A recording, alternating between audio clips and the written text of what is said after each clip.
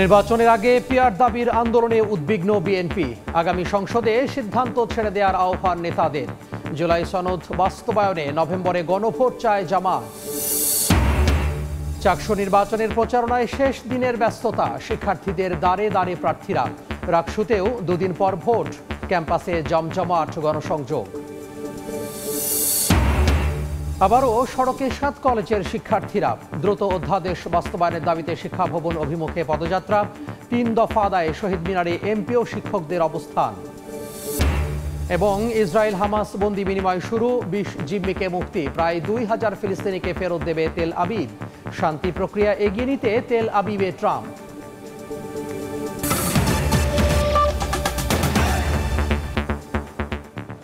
সময় সংবাদের সঙ্গে আছি আমি তোহা খান তামিম। প্রধান নির্বাচন কমিশনের সঙ্গে বৈঠক শেষে কথা বলছেন জামাত ইসলামী নায়েবে আমির সৈয়দ আব্দুল্লাহ মাহমুদ তাহির। আমরা সরাসরি চলে আছি সেখানে।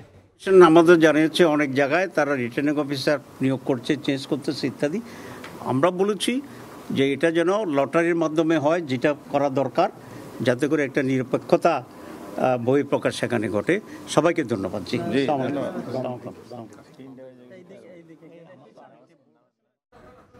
আমরা সরাসরি যুক্ত হয়েছিলাম নির্বাচন কমিশন থেকে। সুষ্ঠু নির্বাচন আয়োজন বিঘ্ন করার প্রচেষ্টা দেখা যাচ্ছে উল্লেখ করে বিএনপি মহাসচিব বলেছেন, পিআর দাবিতে আন্দোলনে বাড়ছে উদ্বেগ। নতুন কোনো পদ্ধতির বিষয়টি আগামী সংসদের উপর ছেড়ে দিতে হবে বলেও জানান মির্জা ফখরুল ইসলাম আলমগীর। খ্রিস্টান ফোরামের সঙ্গে মতবিনিময় সভায় তিনি একথা বলেন। আলাদা কর্মসূচিতে বিএনপি চেয়ারপারসনের উপদেষ্টা আমানুল্লাহ আমান অভিযোগ করেন, স্বাধীনতা যুদ্ধে যাদের বিতর্কিত ভূমিকা ছিল তারা এখন পিআরের নামে নির্বাচন বানচালের চেষ্টা করছে। নানা হিসেব নিকেশের পথ ধরে আগামী বছর ফেব্রুয়ারির নির্বাচনী যাত্রায় রাজনৈতিক দলগুলো নির্বাচন পদ্ধতি নিয়ে যুক্তিতর্কের পাশাপাশি জনসমর্থন আদায়ের কার্যক্রম চলছে সমানতালে। সোমবার গুলশান কার্যালয়ে খ্রিস্টান ফোরামের সঙ্গে মতবিনিময় করে বিএনপি। সভা শেষে গণমাধ্যমে কথা বলেন বিএনপি মহাসচিব মির্জা ফখরুল ইসলাম আলমগীর। বলেন, আসন্ন নির্বাচনে জনগণ ভোটের মাধ্যমে আরেকবার অসাম্প্রদায়িক বাংলাদেশের প্রমাণ দেবে। আগামী নির্বাচনে জনগণ আরেকবার রায় দেবে যে এই বাংলাদেশের মানুষ সত্যিকার অর্থেই তারা অসাম্প্রদায়িক এবং তারা বাংলাদেশি জাতীয়তা বিশ্বাস করে। সুষ্ঠু নির্বাচন বিঘ্নিত করার অপচেষ্টা চলছে উল্লেখ করে বিএনপি মহাসচিব জানান, পিআর পদ্ধতি চালু হবে কিনা তা আগামী সংসদ নির্ধারণ করবে। পিআর আজকে হঠাৎ করে সামনে যখন এই বিষয়টা আসছে এবং তার জন্য আন্দোলন হচ্ছে, তখন কিন্তু আপনার স্বাভাবিকভাবেই যারা অতি দ্রুত একটা নির্বাচন চান দেশে, আপনার গণতন্ত্রকে পুনঃপ্রতিষ্ঠা করার জন্য, গণতান্ত্রিক সরকার গঠন করার জন্য, গণতান্ত্রিক পার্লামেন্ট গঠন করার জন্য তারা আমরা একটু উদ্বিগ্ন হই। সেই জন্য আমরা খুব পরিষ্কার করে বলেছি যে এই বিষয়টা ওই আগামী পার্লামেন্টের উপরে ছেড়ে দিতে হবে। আগামী পার্লামেন্টের প্রতিনিধিরা যদি মনে করে যে তারা তারপর থেকে পিআরে যাবেন, জনগণ যদি মনে করে যে পিআরে যাবে। এদিন প্রেস ক্লাবে এক অনুষ্ঠানে বিএনপি চেয়ারপারসনের উপদেষ্টা আমানুল্লাহ আমান অভিযোগ করেন, স্বাধীনতা যুদ্ধে বিতর্কিত ভূমিকায় থাকা দল পিআরের নামে নির্বাচন বানচালের চেষ্টা করছে। বাংলাদেশে নির্বাচন নিয়ে একটি দল ষড়যন্ত্র করছে, চক্রান্ত করছে। স্বাধীনতার সময় যাদের বিতর্কিত ভূমিকা ছিল তারা আজকে পিআর পদ্ধতির নামে নির্বাচন বানচালের চেষ্টা করছে। কোনো ষড়যন্ত্রই সরকার ঘোষিত সময়ে নির্বাচন ঠেকাতে পারবে না বলে হুঁশিয়ারি দেন বিএনপি নেতারা। গণতান্ত্রিক মানুষ কোনো চক্রান্ত ষড়যন্ত্র তারা সহ্য করবে না। মুরসালিন হক জুনায়েদ, সময় সংবাদ, ঢাকা। জুলাই সনদ বাস্তবায়নে জাতীয় সংসদ ও গণভোট একসঙ্গে হলে সমস্যা হতে পারে শঙ্কা প্রকাশ করেছে জামাত। ত্রয়োদশ সংসদ নির্বাচনকে সামনে রেখে ভোটের সার্বিক প্রস্তুতি নিয়ে নির্বাচন কমিশনের সঙ্গে বৈঠকে একথা জানায় জামাতের প্রতিনিধি দল। সিইসি এএমএম নাসির উদ্দিনের নেতৃত্বে বৈঠকে উপস্থিত ছিলেন 4 নির্বাচন কমিশনার ও ইসি সচিব। বৈঠকে জামাতের নায়েবে আমির সৈয়দ আব্দুল্লাহ মাহমুদ তাহিরের নেতৃত্বে 4 সদস্যের প্রতিনিধি দল অংশ নেন।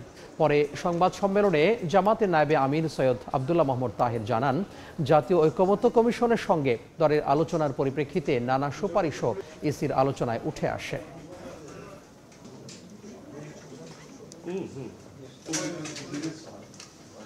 দেশে একটা গণভোটের সিদ্ধান্ত আমরা প্রায় নিয়েছি, যদিও এখনো চূড়ান্ত রূপ নেয়নি। ন্যাশনাল ইলেকশন এবং জুলাই চার্টারকে সাংবিধানিকভাবে ভিত্তি দেওয়ার জন্য তো একসাথে হওয়ার ব্যাপারে কোনো দলের মত আছে।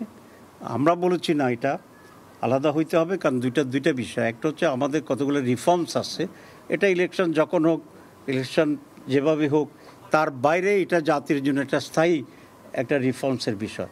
তো যেহেতু এটা একটা আলাদা গুরুত্বপূর্ণ বিষয়, এটাকে আলাদা গণভোটের মাধ্যমেই এটার উপরে জনমত গ্রহণ করা এটা উচিত।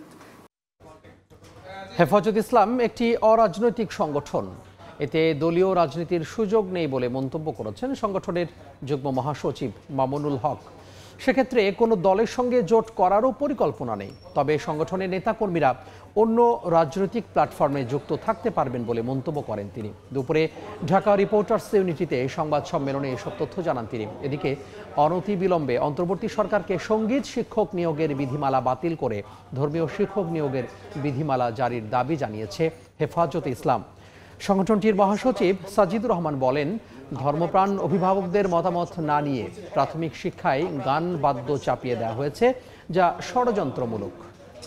এবং হেফাজতে ইসলামের অন্যান্য সাংবাদিক বন্ধুগণ, হেফাজতে ইসলাম বাংলাদেশ সরাসরি কখনোই কোনো রাজনৈতিক সিদ্ধান্ত অথবা রাজনীতি তৎপরতার সাথে, বিশেষ করে দলীয় রাজনীতির সাথে হেফাজতের কোনো সাংগঠনিক সংশ্লিষ্টতা নেই। কাজেই হেফাজতে ইসলাম তার নিজস্ব প্ল্যাটফর্ম থেকে কোনো রাজনৈতিক দলীয় কর্মসূচির সাথে কোনোভাবেই সম্পৃক্ত না। আমরা পরিষ্কার বলতে চাই, শুধু হেফাজতে ইসলাম নয়, শুধু উলামায়ে কেরাম নয়, বাংলাদেশের আম তৌহিদি জনতা গান বাজনার শিক্ষক চায় না। অতএব সেই গান বাজনার শিক্ষক নিয়োগ আইন প্রত্যাহার করতে হবে। দেশের ৬৮.২% নারী এবং ৪৫.৯% পুরুষ সংসদের উচ্চকক্ষ এবং পিয়ার পদ্ধতি বোঝেন না। গবেষণা প্রতিষ্ঠান ইনোভেশনের এক জরিপে এই তথ্য উঠে এসেছে। কার্বন বাজারে ইনোভেশনের জরিপের ফল বিশ্লেষণের গোল টেবিল আলোচনায় এই তথ্য প্রকাশ করা হয়। কাকে ভোট দেবেন এমন প্রশ্নে জেনজি ভোটাররাই সবচেয়ে বেশি সিদ্ধান্তহীনতাই বলে উঠে এসেছে জরিপে। এদিকে নির্বাচন ভয় ঢরহীন হবে না, সংখ্যালঘুদের মধ্যে এমন আশঙ্কা বেশি। আসলে এই যে ডাটাগুলো আসছে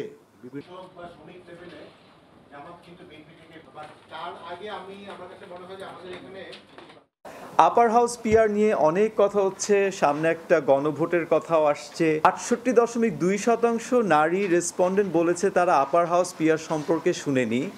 ৪৫.৯% পুরুষ ভোটার বলেছে তারা শুনেনি। ২৩% পার্থক্য নারী এবং পুরুষের মধ্যে, এটা একটা বিশাল পার্থক্য। তাহলে এ থেকে কি আমরা এটা চিন্তা করতে পারি যে নারীরা এখনো রাজনৈতিক যে পট পরিক্রমা এবং যে আলোচনা, সেখানে কি আসলে নারীরা সম্পৃক্ত না? দেশের তরুণ কৃষি উদ্যোক্তা, নারী কৃষক ও খাদ্য প্রক্রিয়াজাতকারীদের সহায়তায় একটি সোশ্যাল বিজনেস তহবিল গঠন করার জন্য আন্তর্জাতিক কৃষি উন্নয়ন তহবিল IFAD-কে আহ্বান জানিয়েছেন প্রধান উপদেষ্টা ডক্টর মোহাম্মদ ইউনূস। রোববার রোমে পৌঁছে বিশ্ব খাদ্য ফোরামের ফাঁকে IFAD সভাপতি আলভারো লারিওর সঙ্গে বৈঠকে এ আহ্বান জানান তিনি। বলেন, এই তহবিল দারিদ্র্যপীড়িত মানুষের স্বাস্থ্যসেবা, তরুণ, নারী, কৃষক এবং মৎস্যজীবীদের উদ্যোক্তা হিসেবে গড়ে তুলতে ভূমিকা রাখবে। বাংলাদেশের গভীর সমুদ্রে মৎস্য শিল্পের সূচনা, আম ও কাঁঠালের রপ্তানি বৃদ্ধি, জলবায়ু সহনশীল কৃষি উদ্যোক্তা তৈরিতে সহায়তা সহ বৈঠকে তারা বেশ কিছু কৌশলগত বিষয়ে আলোচনা করেন। অধ্যাপক ইউনূস IFAD সভাপতিকে বাংলাদেশ সফরের আমন্ত্রণ জানান এবং কৃষি, সোশ্যাল বিজনেস ও প্রযুক্তি খাতে সহযোগিতার সুযোগ দেখতে একটি প্রতিনিধি দল পাঠানোর অনুরোধ করেন। সময় সংবাদে আরও থাকছে। ঘরে এখনো চাল নেই, অনেকজনে উদ্ধার করে খায়। পাশে ঘরে ভাত আনিয়ে খাওয়াই, মাদ্রাসায় মেলা করাই দিছি। 10 কেজি চুরি করলে আমরা কি খামো? নিষেধাজ্ঞার সপ্তাহ পেরোলেও সহায়তা পাননি অনেক জেলে। নামমাত্র বরাদ্দেও ৯/৬-এর অভিযোগ। যোগ হয়েছে জেল জরিমানার খড়গ। নির্দেশনা দিয়েই খালাস অধিদপ্তর। শেষ মুহূর্তের প্রচারণায় ব্যস্ত চাকসু ও রাকসু নির্বাচনের প্রার্থীরা দিচ্ছেন নিরাপদ, বৈষম্যহীন ও শিক্ষার্থী বান্ধব ক্যাম্পাস গড়ার প্রতিশ্রুতি। জোরদার করা হয়েছে ক্যাম্পাসের নিরাপত্তা। প্রস্তুতি প্রায় সম্পন্ন। সুষ্ঠু ও নিরপেক্ষ ভোটের প্রতিশ্রুতি নির্বাচন কমিশনেরও। চাকসু ও রাকসু নির্বাচনকে কেন্দ্র করে পুরো ক্যাম্পাসে ভোটের আমেজ। হাতে হাতে লিফলেট নিয়ে ভোটারদের কাছে ছুটছেন প্রার্থীরা। কুশল বিনিময়ের পাশাপাশি দিচ্ছেন সুন্দর একটি শিক্ষাঙ্গন গড়ে তোলার প্রতিশ্রুতি। শেষ দিনের প্রচারণায় জমজমাট চট্টগ্রাম বিশ্ববিদ্যালয়। সোমবার সকাল থেকে শাটল ট্রেন, হল কিংবা লাইব্রেরি সহ বিভিন্ন জায়গায় প্রচারণা চালান প্রার্থীরা। মরিয়া হয়ে নিজেদের পক্ষে ভোটার টানার চেষ্টায় প্রার্থীরা। আমাদের মনে হচ্ছে প্রশাসন দুই দলের সাথে সমঝোতা করে চলার চেষ্টা করছে। শিক্ষার্থীদের কাছে খুব ভালো সাড়া পাচ্ছি। কিছুটা হইলেও আমরা বুঝতে পারছি, যাদের কাছে আমরা চেষ্টা করেছি সকলের কাছে পৌঁছানোর। চাকসু নির্বাচনকে ঘিরে ক্যাম্পাসে জোরদার করা হয়েছে নিরাপত্তা ব্যবস্থা। বহিরাগতদের প্রবেশ ঠেকাতে বিশ্ববিদ্যালয়ের 31টি প্রবেশ পথের মধ্যে 7টি বন্ধ করে দেওয়া হয়েছে। 15 অক্টোবর সুষ্ঠু ভোট গ্রহণের সকল প্রস্তুতি নিয়েছে নির্বাচন কমিশন। শিক্ষার্থীদের যত ধরনের চাওয়া, প্রত্যেকটি জিনিসকে আমরা মেনটেন করতে চেষ্টা করেছি। আমাদেরও একটা চাওয়া আছে, সেটি হলো তোমরা সবাই এসে নিজের ভোটটা নিজে দাও। এদিকে রাকসু নির্বাচন ঘিরেও ব্যস্ত সময় পার করছেন প্রার্থীরা। অভিনব প্রচারণায় ভোটারদের মন জয়ের চেষ্টা করছেন প্রার্থীরা। নতুন বর্ষের শিক্ষার্থীদের নবীনবরণ অনুষ্ঠান ঘিরে কাজী নজরুল ইসলাম মিলনায়তন এলাকায় প্রচারণা চালান বেশিরভাগ প্রার্থী। এছাড়া পরিবহন মার্কেট, প্যারিস রোড, টুকিটাকি চত্বরেও প্রচারণা চালান তারা। ভোটারদের মন জয়ে দিচ্ছেন নিরাপদ, বৈষম্যহীন, সম্প্রীতিমূলক ও শিক্ষার্থী বান্ধব ক্যাম্পাস গড়ার প্রতিশ্রুতি। খুবই আমেজ চলতেছে আর কি, একটা উৎসব পরিবেশ। তো জিনিসপাতি থেকে ভালোই লাগতেছে। আমরা যারা অন্তত প্রথম বর্ষের আছি তারা আসলে ব্যাপারটা নিয়ে খুবই আগ্রহী এবং খুশি যে আমরা ভোট দিতে পারছি। ইনশাল্লাহ আগামী 16 তারিখ যে রাকসু নির্বাচন হবে, প্রথম বর্ষের সকল ভোটার আমাদের পক্ষেই থাকবে ইনশাল্লাহ। 16 অক্টোবর রাকসু নির্বাচনে 900 প্রার্থী 11টি প্যানেলে ও স্বতন্ত্রভাবে অংশ নিচ্ছেন।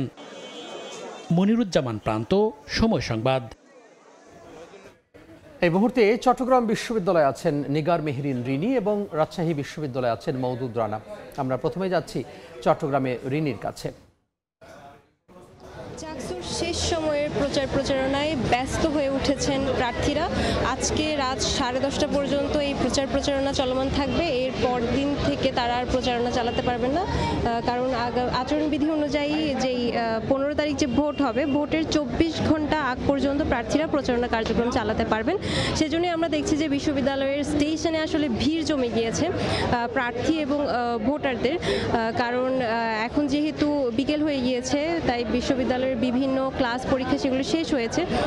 এখন আর ক্লাসে কিংবা অন্য কোথাও শিক্ষার্থীদের আনাগোনা থাকবে না, তাই স্টেশনেই প্রার্থীরা এখানে ভিড় জমিয়েছেন। কারণ কিছুক্ষণ পরপরই শাটল আসছে, শাটল থেকে যেই শিক্ষার্থীরা নামছেন তাদের হাতে দিয়ে দিচ্ছেন লিফলেটটি, কারণ এটি আসলে শেষ সময়ের প্রচারণা। আজকের মধ্যেই তাদেরকে এই প্রচারণা সমাপ্ত করতে হবে। এদিকে বিশ্ববিদ্যালয়ের নিরাপত্তা আসলে জোরদার করা হয়েছে, যেহেতু 36 বছর পর এই চাকসু নির্বাচন হতে যাচ্ছে, তাই কোনো ধরনের অনাকাঙ্ক্ষিত পরিস্থিতি যেন সৃষ্টি না হয় বা কোনো বিশৃঙ্খলা তৈরি না হয়, সেটার জন্য প্রশাসন ব্যবস্থা নিয়েছেন। নিরাপত্তা কর্মী সহ আইন শৃঙ্খলা বাহিনী, বিশ্ববিদ্যালয়ের বিএনসিসির সদস্যরা তারা সকলেই সতর্ক অবস্থানে রয়েছে। বিশ্ববিদ্যালয়ের যে প্রবেশ পথগুলো রয়েছে সেখানে নিরাপত্তা বাহিনীরা রয়েছেন, তারা সব সতর্ক অবস্থানে রয়েছেন। যারা আসা যাওয়া করছেন তাদের প্রত্যেকের কাছ থেকে যে পরিচয়পত্র, সেই পরিচয়পত্রটি তারা দেখছেন এবং বহিরাগত কাউকে আসলে প্রবেশ করতে দেওয়া হচ্ছে না। এবং হলগুলোতেও কোনো অবৈধ শিক্ষার্থী অবস্থান করছে কিনা সেটিও আসলে অভিযান চালিয়ে তারা খোঁজ নিচ্ছে, যেন সব মিলিয়ে একটি সুষ্ঠু নির্বাচন এই বিশ্ববিদ্যালয়কে দেওয়া যায়। তার যথাযথ যে ব্যবস্থা নেওয়ার সেটি তারা করছেন বলে আমাদেরকে জানিয়েছেন চট্টগ্রাম বিশ্ববিদ্যালয় থেকে। চাকসু নির্বাচনের এই ছিল আমার কাছে সর্বশেষ। এখন রাজশাহী বিশ্ববিদ্যালয়ে আছেন আমাদের সহকর্মী মওদুদ রানা। রাজশাহী বিশ্ববিদ্যালয়ের কেন্দ্রীয় ছাত্র সংসদ, সিনেট ছাত্র প্রতিনিধি এবং হল সংসদ নির্বাচনের যে প্রচারণা, সেটি সকাল থেকে জমজমাট এবং উৎসব মুখর। আমরা দেখেছি সকালে যারা প্রার্থীরা রয়েছেন তারা কাজী নজরুল ইসলাম মিলনায়তনের সামনে 2024-25 শিক্ষাবর্ষের যে নতুন ভোটাররা আছে তাদের মাঝে তারা প্রচারণা চালিয়েছেন। তারা তাদের যে প্রচারপত্র রয়েছে সেটি বিলি করেছেন, তাদের যে আগামী দিনের স্বপ্ন সেই স্বপ্নের কথা জানিয়েছেন। এবং সবচেয়ে মজার যেটি ব্যাপার, যে এই প্রার্থীরা যে লিফলেটগুলো বিতরণ করেছেন সেটি নানান রঙের, নানান রকমের, নানান আকারের।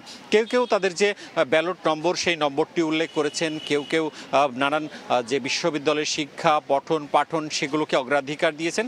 সব মিলিয়ে নানা কৌশলে আসলে প্রচারণা চলছে। এর বাইরে আমরা দেখেছি বাউল গান কিংবা যে এখানে ঘোড়ার গাড়ি, এছাড়াও বিভিন্ন সাজসংজ্ঞা, বিভিন্ন আঙ্গিকে প্রার্থীরা নিজেকে উপস্থাপিত করেছেন এবং ভোটারদের আকৃষ্ট করার চেষ্টা করেছেন। এখন আমরা রয়েছি পরিবহন মার্কেটে, সেখানেও দেখছি প্রার্থীরা তাদের যে প্রচারণা সেটি করছেন, তারা তাদের পক্ষে ভোট চাচ্ছেন এবং একই সাথে দুপুরের পর থেকে বিশ্ববিদ্যালয়ের যে আবাসিক হলগুলো সেই হলগুলোতে প্রার্থীদের যে পদচারণা সেটি বেড়েছে। আমরা দেখেছি রাজশাহী বিশ্ববিদ্যালয়ের যে হলগুলো রয়েছে ছেলে এবং মেয়েদের, সেই সব হলের সামনে প্রার্থীরা দাঁড়িয়ে রয়েছেন এবং সেখানে তাদের ভোটারদের কক্ষে কক্ষে তারা যাচ্ছেন এবং সেখানে তাদের পক্ষে ভোট চাইছেন। এদিকে আমরা ভোটারদের সাথে কথা বলেছিলাম, তারা যেটি বলছেন যে আজকের যে উৎসবমুখর পরিবেশ সেটি তারা আগামীকালও চান এবং তারা বলছেন যে আগামীকাল নির্বাচনী প্রচারণা শেষ, তারা বলছেন যে সৌহার্দ্যপূর্ণ একটি সম্পর্ক, একটি সম্প্রীতির যে পরিবেশ আজকে বিশ্ববিদ্যালয়ে সারাদিন ছিল সেটি যেন আগামীকালও থাকে এবং আগামীকাল রাত 12টায় এই নির্বাচনী প্রচারণা শেষ হবে। তারা বলছেন যেন কোনো ধরনের ন্যাক্কারজনক ঘটনা না ঘটে, কোনো ধরনের প্রতিবন্ধকতা না তৈরি হয়।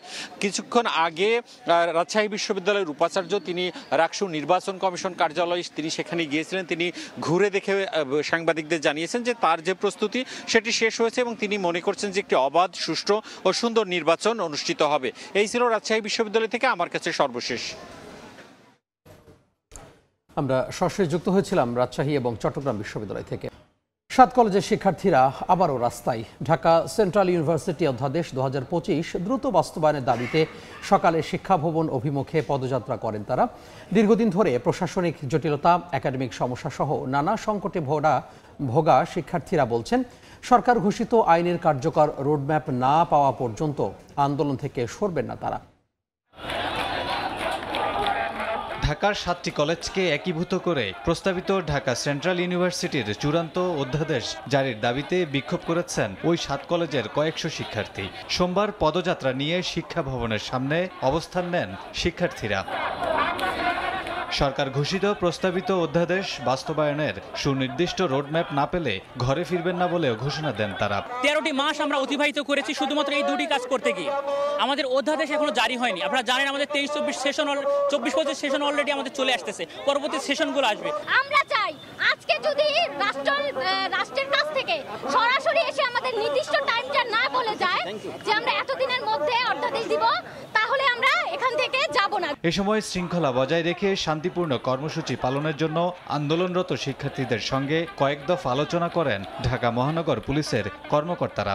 এই বিষয়টা যেহেতু একেবারেই শেষ পর্যায়ে আছে, সরকার মহোদয় একেবারেই যে আপনার এই সিদ্ধান্তটা শেষ পর্যায়ে রয়েছে যেহেতু, তো কাজেই এটা আমি মনে করি এটি আপনারা খুব শর্ট টাইমের মধ্যে এর একটি ভালো রেজাল্ট পাবেন। আপনারা শান্তিপূর্ণভাবে অবস্থান করেন। আপনাদের দাবি দেওয়াটা আমরা কিন্তু অতীতেও দিয়েছি, অতীতেও সহযোগিতা করেছি। ঢাকা মেট্রোপলিটন পুলিশ অবশ্যই যে কোনো ইতিবাচক বিষয়ের সাথে আছে। শিক্ষার্থীদের অবস্থান কর্মসূচির কারণে এ সময় সচিবালয়গামী সড়ক ব্যারিকেড দিয়ে আটকে দেয় আইন শৃঙ্খলা বাহিনী। ফলে এই পথে বন্ধ হয়ে গেছে যান চলাচল। কামরুল হাসান, সময় সংবাদ, ঢাকা। 20% বাড়ি ভাড়া ভাতা বৃদ্ধি সহ নানা দাবিতে আন্দোলনে এমপিওভুক্ত শিক্ষকরা কর্মবিরতির ডাক দিয়ে দ্বিতীয় দিনের মতো কেন্দ্রীয় শহীদ মিনারে অবস্থান কর্মসূচি পালন করছেন তারা। হুঁশিয়ারি দেন দাবি মেনে নিয়ে অবিলম্বে প্রজ্ঞাপন জারি না হলে কঠোর কর্মসূচির। লাগাতার কর্মসূচির অংশ হিসেবে কেন্দ্রীয় শহীদ মিনারে সোমবার দ্বিতীয় দিনের মতো অবস্থান করতে দেখা যায় এমপিওভুক্ত শিক্ষকদের। নানা স্লোগানে দাবি তুলে ধরেন তারা। মূল বেতনের 20% বাড়ি ভাড়া ভাতা বৃদ্ধি, চিকিৎসা ভাতা 1500 টাকা করার দাবি জানান শিক্ষকরা। সেই সঙ্গে প্রতিবাদ জানান রোববারের আন্দোলনে পুলিশি হামলার। 12,500 টাকা আমাদের বেতন নিয়ে আমরা চলি। আমাদের সন্তানাদি চিকিৎসা সব মিলে আমরা হিমশিমে করতে হচ্ছে। অধিকাংশ শিক্ষকই আছে যারা বিভিন্ন অঞ্চলে তারা চাকরি করে, নিজ এলাকায় থাকতে পারে না। তারা যে বাড়িতে আসবে যাবে সেই আসা যাওয়ার ভাড়াটুকু পর্যন্ত তারা জোগাড় করতে পারে না বলে তাদের ছেলে মেয়েদের সাথে তারা মাসে একবার বা 6 মাসে একবার দেখা করতে পারে না। এই মুহূর্তে যদি প্রজ্ঞাপন জারি করে তাহলে আমাদের প্রতিষ্ঠানে আমরা ফিরে যাব, এই প্রতিশ্রুতি আমরাও দিচ্ছি, আমরা শিক্ষকরাও দিচ্ছি। বিভিন্ন সময় আশ্বাস দেয়া হলেও দাবি মানা হয়নি অভিযোগ করে আন্দোলনরত শিক্ষকরা বলেন এবার প্রজ্ঞাপন ছাড়া ক্লাসে ফিরবেন না তারা। হুঁশিয়ারি দেন সচিবালয় বা যমুনা অভিমুখে কর্মসূচিরও। পুলিশ লাঠিপেটা করছে, আমরা এর কারণে সরকারের কাছ থেকে যা দেখতেছি বিগত স্বৈরা শাসনের মতো এখনো সে স্বৈরা শাসন চালিয়ে যাচ্ছে সেই তার পেটোয়া বাহিনী দিয়ে। প্রজ্ঞাপন না হওয়া পর্যন্ত আমরা আমাদের ক্লাস বর্জন করব। যতক্ষণ প্রজ্ঞাপন জারি না হবে আমরা এখানে যদি 1 মাসও থাকতে হই আমরা শহীদ মিনার আমরা এখানে থাকবো। এদিকে অন্যদিকে এমপিওভুক্ত শিক্ষকদের কর্মবিরতির কারণে কিছু শিক্ষা প্রতিষ্ঠানে পাঠদান বন্ধ রাখার খবর পাওয়া গেছে। মনির হোসেন, সময় সংবাদ, ঢাকা। সময় সংবাদে আরও থাকছে, হংকং চায়নায় মানসম্মত মাঠ না পেলে অনুশীলনে বিপাকে বাংলাদেশ। স্বাগতিকদের হারিয়ে জবাব দিতে চান হামজা, কন্ডিশনের সঙ্গে মানিয়ে নেওয়ার আপ্রাণ চেষ্টা। চট্টগ্রাম মেডিকেল কলেজ হাসপাতালের গাইনি বিভাগে এসি বিস্ফোরণে দগ্ধ হয়ে একজন মারা গেছেন, গুরুতর দগ্ধ আরও 2 জন। বিস্তারিত জানাতে চট্টগ্রাম মেডিকেলে আছেন রিপোর্টার শফিকুল আলম। আমরা সরাসরি চলে যাব তার কাছে। আমি যেই জায়গায় বিস্ফোরণ ঘটছে ঠিক সেই জায়গার নিচে আমি অবস্থান করছি। এটি গাইনি বিভাগ অর্থাৎ 33 নম্বর ওয়ার্ড। এটির উপরে ঠিক এই জায়গায় উপরে কিন্তু বিস্ফোরণটি ঘটেছে। আপনি জানেন এই ছাদের উপরে কিন্তু বিস্ফোরণের ঘটনা ঘটেছে, কিন্তু নিচে এই গাইনি বিভাগে পুরো যেই ডেকোরেশন করা হয়েছে, যেগুলো ফলা এবং যে আয়না সবগুলো দুমড়ে মুচড়ে পড়েছে। এখানে যারা প্রত্যক্ষদর্শী যারা ছিল তারা বলছে যখন এখানে বিস্ফোরণের শব্দ হয় তখন বিকট শব্দে বিস্ফোরণ হয় এবং পুরো এলাকা কিন্তু অন্ধকারে ধোঁয়া আচ্ছন্ন হয়ে যায়। তখন কিন্তু এখান থেকে যারা গাইনি বিভাগে ছিল তারা হুড়োহুড়ি করে অনেকে কিন্তু এখান থেকে বের হয়ে যায়। তবে এখানে যারা গাইনি বিভাগে যারা ছিল তাদের কোনো রোগীর কোনো সমস্যা হয়নি, তবে তাদের মধ্যে তখন কিন্তু ভয়ভীতি কাজ করছিল। আমি জানি না কি ঠিক 12:30 আগে 11:30 দিকে কিন্তু উপরে কিন্তু এসির কাজ করছিল 3 জন শ্রমিক। 3 জন শ্রমিক কাজ করার সময় হঠাৎ করে কিন্তু এসি বিস্ফোরণের ঘটনা ঘটে এবং সেখান থেকে ছিটকে একজন কিন্তু 7 তলা থেকে আমার ডানে যে 7 তলার নিচে পড়ে যায়। পড়ে যাওয়ার পর এবং 3 জনে কিন্তু দগ্ধ হয় এবং 3 জনকে কিন্তু প্রাথমিকভাবে বার্ন অ্যান্ড প্লাস্টিক সার্জারি ইউনিটে নেওয়া হয়। পরবর্তী সেখানে একজনের মৃত্যু হয় এবং তাদের 2 জনের যে 35% উপরে পুড়ে গেছে সেই জন্য কিন্তু 2 জনকে অর্থাৎ তানভীর এবং মিশকা 2 জনকে আইসিইউতে এই মুহূর্তে তাদের চিকিৎসা দেওয়া হচ্ছে। তাদের একজনের বাড়ি এখানে চকবাজারে আর একজনের বাড়ি আমরা বাঁশখালী বলে জানতে পেরেছি। আমরা সেই দৃশ্যটা আসলে দেখানোর চেষ্টা করছি যে আয়নাগুলো যে ছাদগুলো একেবারে দুমড়ে মুচড়ে পড়ে যায়। এখানে এই জায়গায় ভয়ের কারণে কিন্তু এখানে যারা নার্স এবং যারা রোগী তারা কিন্তু এদিকে আসছে না, কারণ তারা এখানে যখন বিকট শব্দ অন্ধকার হয়ে যায় পুরো এলাকায় কিন্তু এক আতঙ্ক সৃষ্টি হয়, তখন এখান থেকে সবাই কিন্তু হুড়োহুড়ি করে বাইরে চলে যায়। তো এই ছিল আমার কাছে চট্টগ্রাম মেডিকেল গাইনি বিভাগ থেকে সর্বশেষ তথ্য। সরাসরি যুক্ত হয়েছিলাম চট্টগ্রাম মেডিকেল কলেজ থেকে। ইলিশ রক্ষায় সাগর ও অভয়াশ্রমে মাছ ধরায় নিষেধাজ্ঞায় আয় রোজগার বন্ধ 38 জেলার জেলেদের।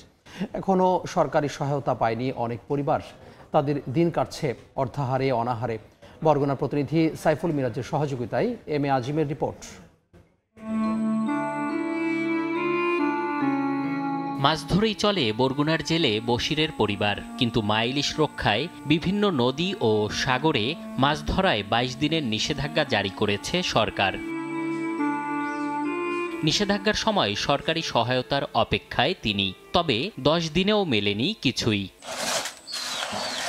এরই মধ্যে ফুরিয়েছে ঘরের চাল ডাল সহ নিত্যপণ্য, তাই সন্তানদের নিয়ে এখন অর্ধাহারে অনাহারে দিন পার করতে হচ্ছে তার পরিবারকে। আমার ঘরে দুপুরেও চাউল নাই, রাত্রের নাই, এখন আমি অসহায় পড়ে আছি, কিন্তু আমি জালবা ছাড়া অন্য কোনো কাজ পারিনি।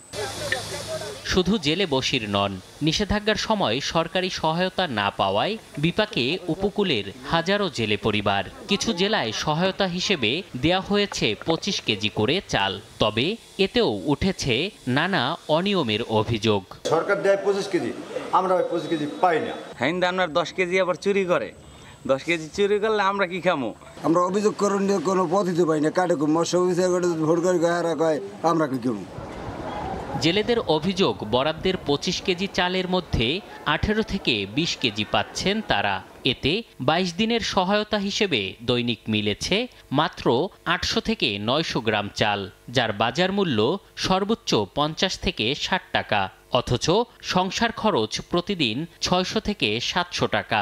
নামমাত্র এ সহায়তায়ও দুর্দশা দূর করতে পারছে না জেলে পরিবারগুলোর। অবশ্য মৎস্য অধিদপ্তর বলছে সহায়তা বাড়ানোর কোনো পদক্ষেপ নেই তাদের। বরাদ্দের 25 কেজি চাল নির্ধারিত সময়ে পাওয়া নিশ্চিত করতে কঠোর নির্দেশনা দেয়া আছে। আমরা প্রতি পরিবারের জন্য 25 কেজি হারে 22 দিনে দিয়ে থাকি, সেটা পূর্ব নির্ধারিত হয়েছে। এখন বিভিন্ন পর্যায় থেকে দাবি এসেছে যে আসলে এখানে সহযোগিতার পরিমাণ আরও বৃদ্ধি করা দরকার। শুধু এবছর নয়, বরগুনায় মাছ ধরায় নিষেধাজ্ঞার সময় জেলেদের হাতে সহায়তা পৌঁছাতে দেরি হয় প্রতি বছরই।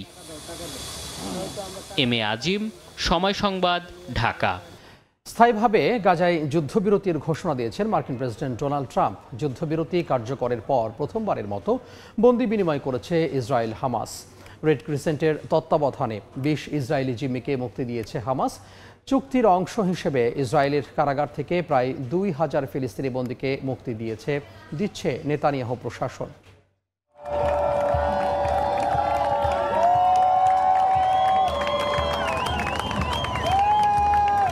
স্থানীয় সময় সোমবার গাজা থেকে মুক্তি দেওয়া হয় ২০ ইসরায়েলি জিম্মিকে। ঐতিহাসিক এই মুহূর্তে সাক্ষী হন অনেকে। সেখান থেকে দেশটির সেনা ঘাঁটিতে মেডিকেল চেকআপের জন্য নেওয়া হয় মুক্ত হওয়া ইসরায়েলিদের। তাদের স্বাগত জানাতে তেল আবিবে ভিড় জমান হাজারো মানুষ।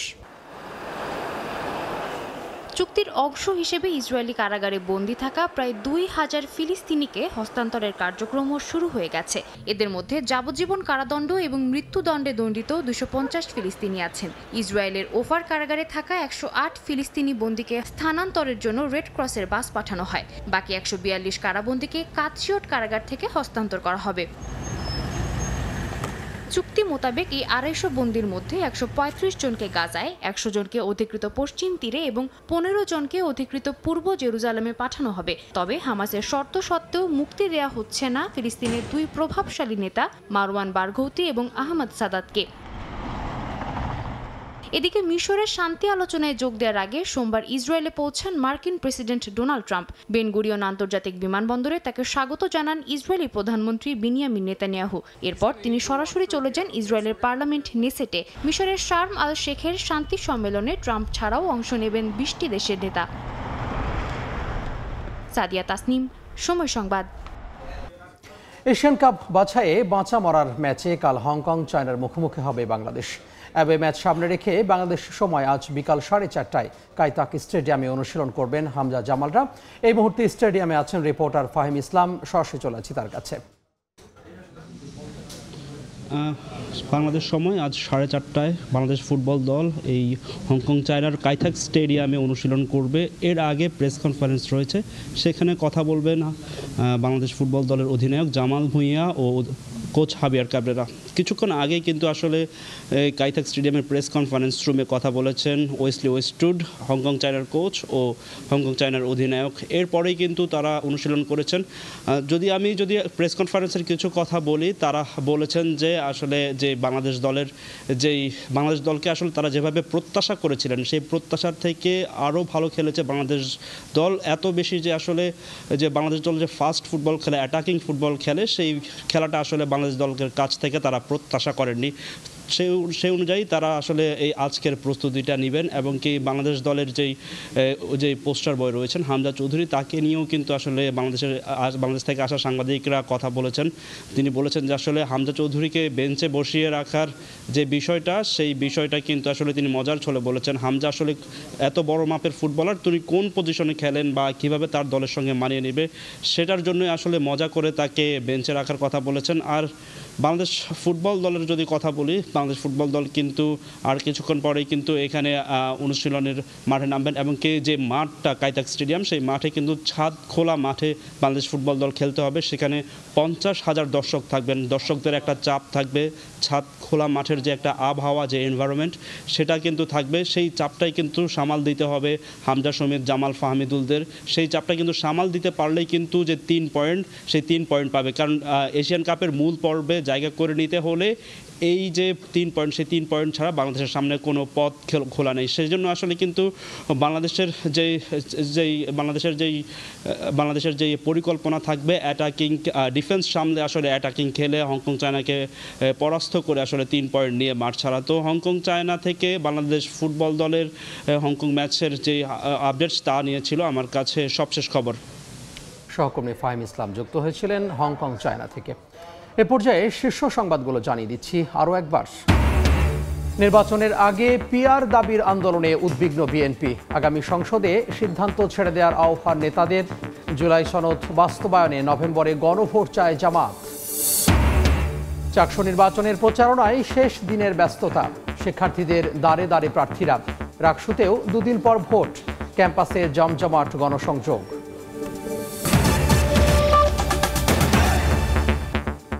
এই ছিল সময় সংবাদে। এরপর আন্তর্জাতিক সময়ে সঙ্গে থাকবেন সহকর্মী ইমদাদুল হক। তামিম, আপনাকে ধন্যবাদ। আন্তর্জাতিক সময় নিয়ে আসছি কিছুক্ষণ পর, সঙ্গে থাকুন সময়।